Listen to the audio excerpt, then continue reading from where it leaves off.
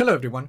In this lesson we're going to look at the steps to reset a wireless network adapter to fix networking problems on Windows 10. Although there could be many factors that could affect network connection, such as the router, the access point, interference in the environment, and hardware problems, if you cannot connect to a network or there is no internet access, and the problem is related to configuration or driver, you can use the network reset feature to reset all the network adapters, including the Wi-Fi adapter, to fix common problems. Okay, to reset a Wi-Fi network connection to fix problems on Windows 10, use these steps. Open Start and look for Settings, and then open the app.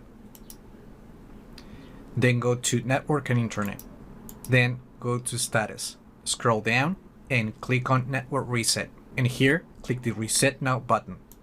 Just make sure that this process will reset all the network adapters on your computer. If you're resetting a wireless adapter, it will also delete all the configuration settings.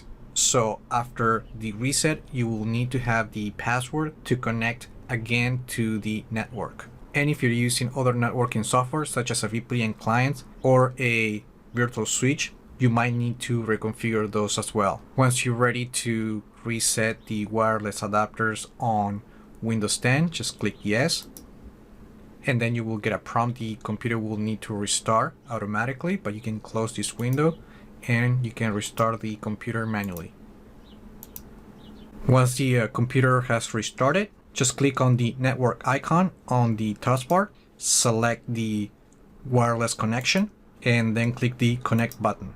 Confirm the password and then click the next button. And here click yes. And that's it. Now the wireless adapter should start working again on Windows 10. Now, if the problem persists, it could be an issue with the operating system, or it could also be a hardware issue or something else going on the network. Remember to like the video, leave your comments, subscribe to the channel if you haven't done that yet, and I just hope this video was informative for you, and I would like to thank you for viewing.